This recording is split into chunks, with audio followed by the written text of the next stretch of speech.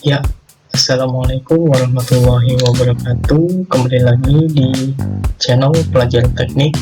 Kali ini saya akan membahas tentang materi Ethernet Switching. Nah, apa sih Ethernet Switching itu?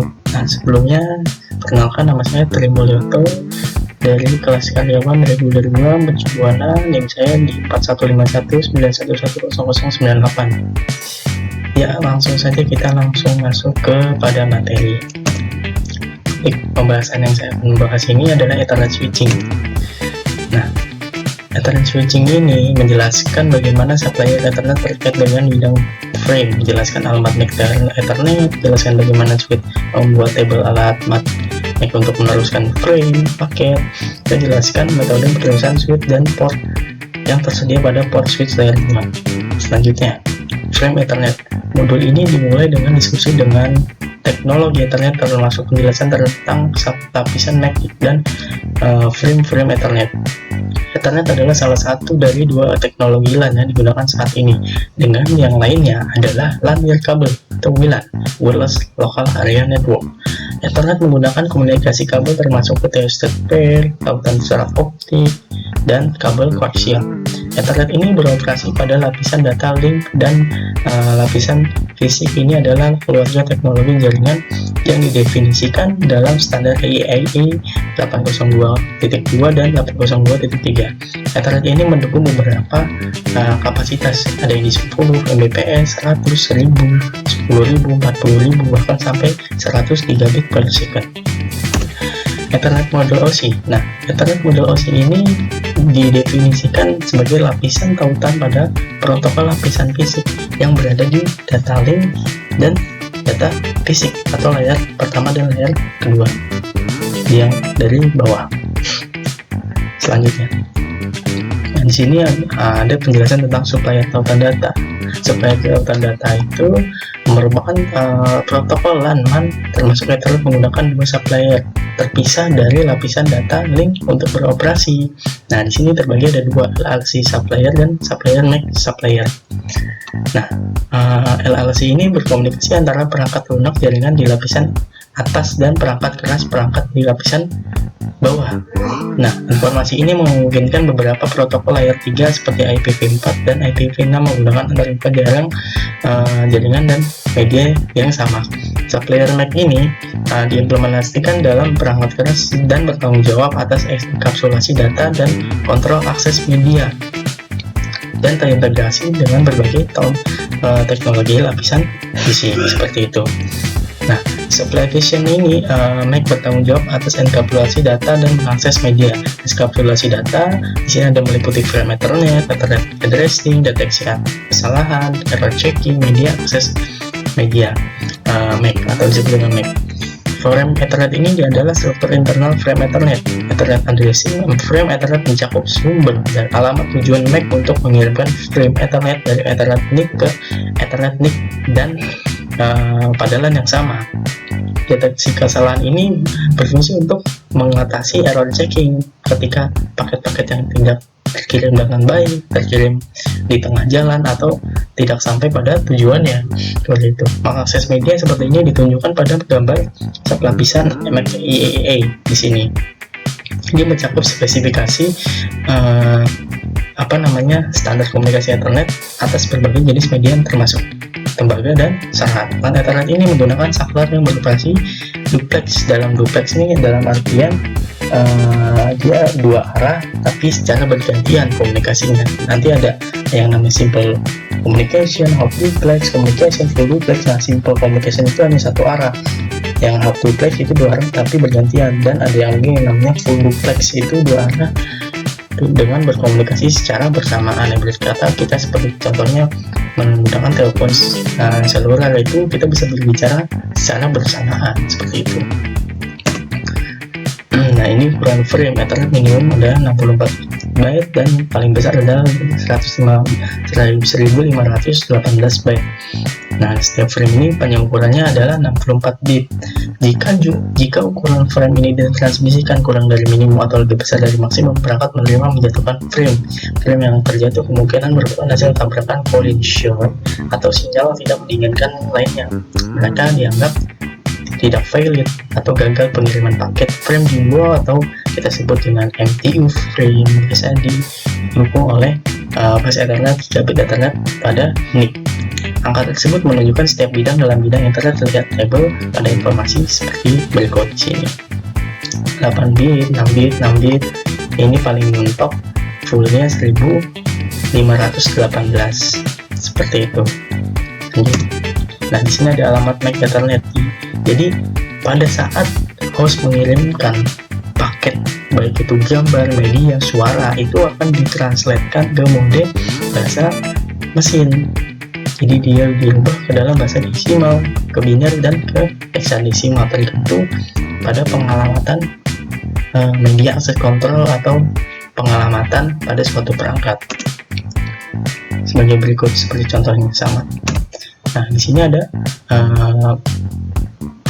cakupan dalam LAN Ethernet. Setiap perangkat jaringan terhubung ke media yang sama dan di bagian alamat MAC digunakan untuk mengidentifikasi sumber fisiknya itu di mana, perangkat tujuannya itu di mana.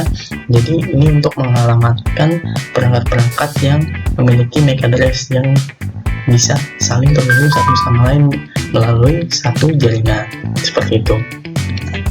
Next, pemrosesan frame. Nah, terkadang alamat MAC disebut sebagai alamat yang terbakar atau PAA karena alamat tersebut dikodekan dalam memori hanya membaca ROM atau disebut dengan read only memory, hanya membaca memori sementara pada NIC.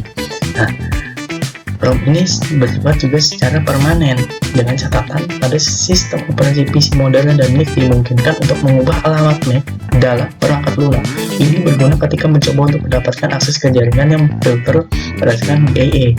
Akibatnya memfilter atau mengendalikan lalu lintas berdasarkan alamat MAC tidak lagi aman.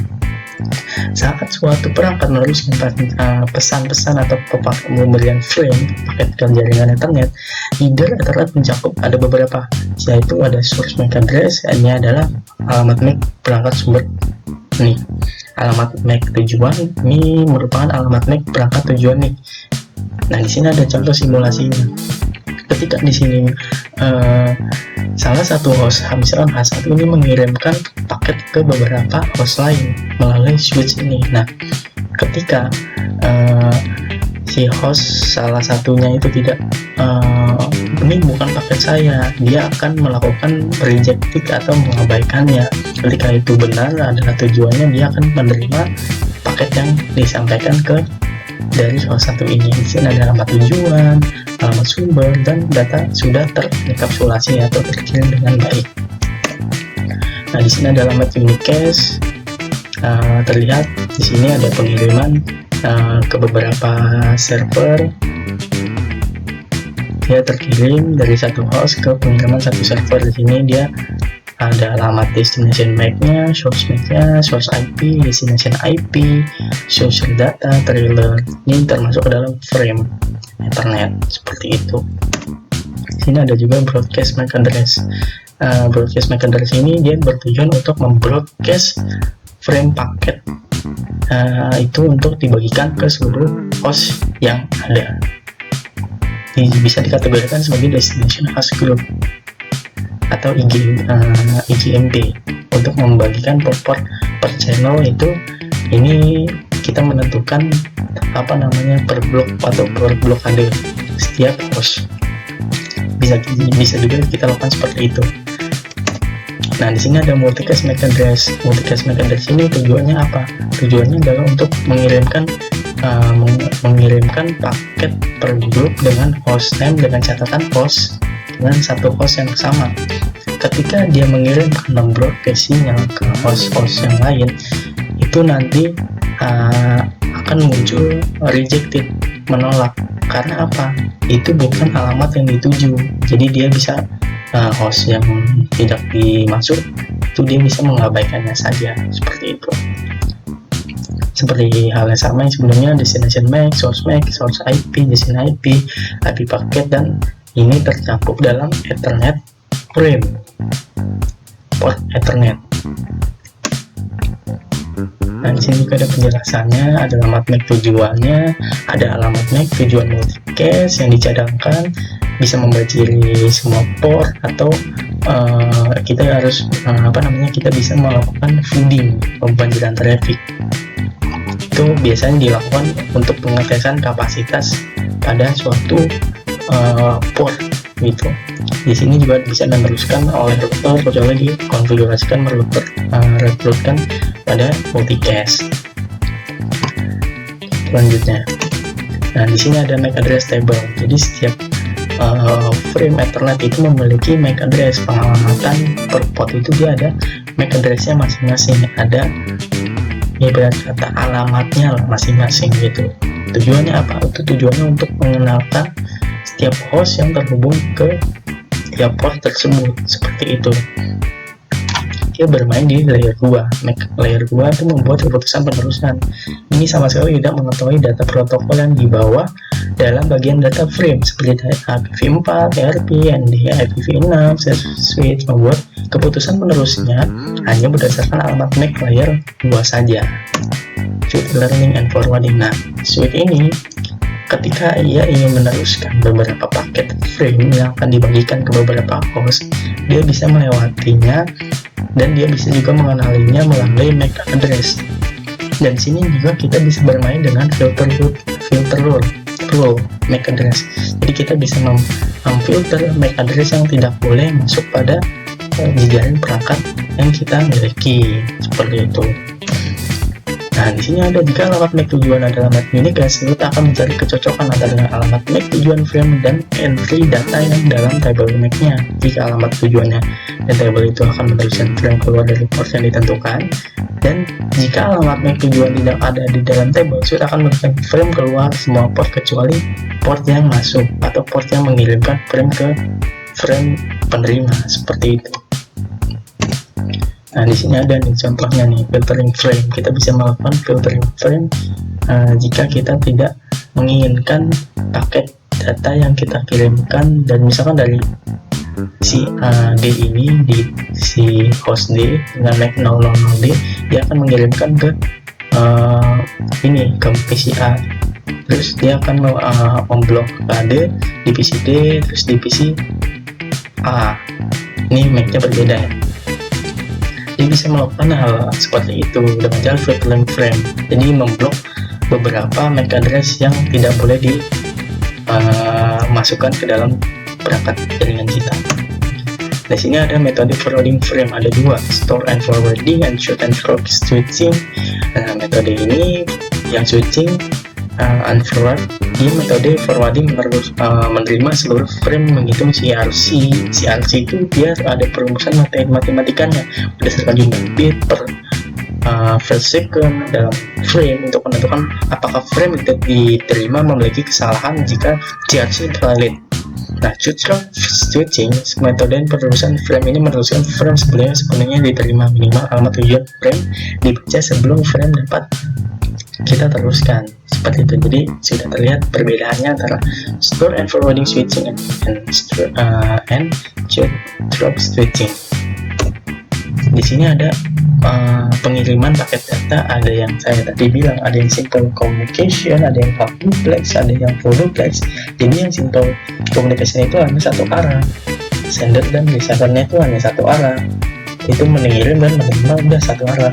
Terus ada yang kedua itu half duplex, dua arah tapi bergantian komunikasinya. Terus ada yang lagi namanya full duplex, dia dua arah tapi dia bisa berkomunikasi secara bersamaan, seperti itu. Di sini tertera ada duplex, ada yang full duplex dan half duplex. Kecepatannya ada yang di bawah, yang 1 giga, ada yang 100 dan 10. Yang 100 ini dia bertukar dengan yang 100 speednya. Lanjut. Nah, di sini ada full duplex dan half duplex. Kedua ujung koneksi dapat mengirim dan menerima secara bersamaan. Half duplex ini hanya satu ujung koneksi yang dapat mengirim sekaligus, seperti itu. Tergantung juga terhadap spesifikasi perangkat yang digunakan, apa dia bisa mendukung half duplex atau full duplex. Bisa, misalkan tiap PC itu ada yang bisa menampung 100 Mbps, ada yang bisa sampai 1 GB, tergantung balik ke spesifikasi perangkat yang dipakai. Terima kasih. Itu saja yang dapat saya sampaikan pada materi Ethernet switching. Mudah-mudahan bermanfaat. Terus belajar, jaga kesehatan. Wabillahi taufiq wal hidayah. Wassalamualaikum warahmatullahi wabarakatuh.